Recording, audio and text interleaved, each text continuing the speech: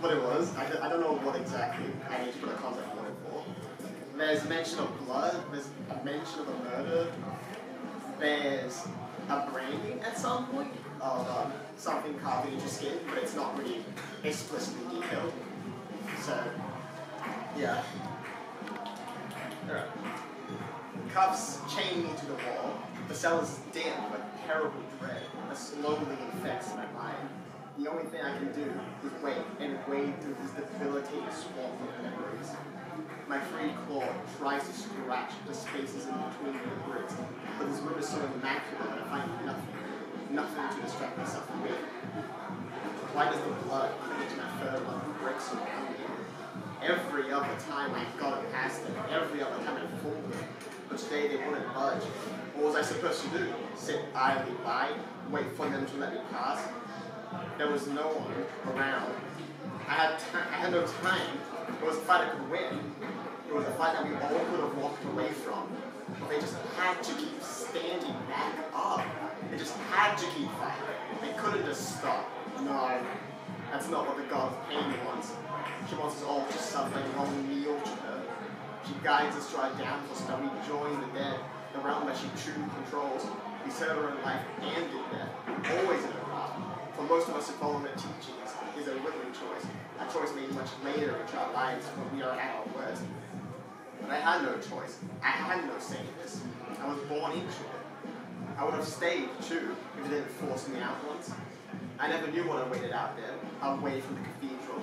Back inside there were chimney holes, chimney rooms. There was never a reason to go outside. They thought I learned to stay inside, yet I've been fighting to go out of this since. I had tried doing everything that the church detested, and anybody else would have been exiled. Not me, not the daughter of prestigious parents who thought they knew best. I had to stop my trivial misdeeds. I had to plan something much bigger, something they could never turn their back on. I read and read, trying to find something inexcusable, and it took me so long to find the thing that was right in front of me. Our God demands that the pain we experience cannot be used for anything else. So I kept turning my peers against it. Some wanted power, others wanted a sliver of happiness from it. Money, I didn't care what they wanted, just as long as it could turn that pain into something else. I turned the pain from my life into something I always wanted, freedom. If I guided enough people to break this rule, they would have no choice but to banish me. They found out much too soon. I can't guarantee that I'll be exiled, then what? I'm stuck here forever in a cell, nothing to do but pass the time until I keel over and die. The first time in my life I begged that my parents finally let me go. Days passed and not a word rose, and not a word spoken, but finally, heavy-clad boots echoed down the hall. The warden unlocks the cell and reveals himself, a high priest, and someone unfamiliar.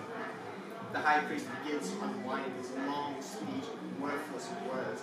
He speaks of pride being my downfall, but he has no idea who I am. I have no desire to guide others, even if I had a knack for it.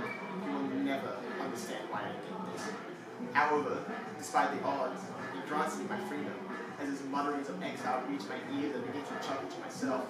He took it for madness. What I didn't see coming is the price I must pay for my freedom. The unfamiliar among them is elusive, a potent individual who, as the high priest explains, places a mark on me to forever brand me. I imagine a scar on my face, my arms, something that is easy to see.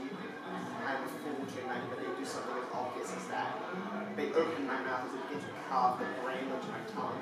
The sharp instrument carries magic with it, and as the grueling deed is done, it begins to drag me outside.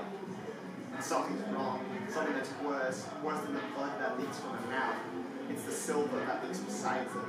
The bastards chose to coat my tongue in silver, a punishment befitting that crime of manipulation. I'm thrown outside the doors and they slam it shut behind me. Pushing myself off the ground, I turn to the cathedral I never once considered my home, and I spit blood and silver. My thanks for years of keeping me imprisoned in these walls.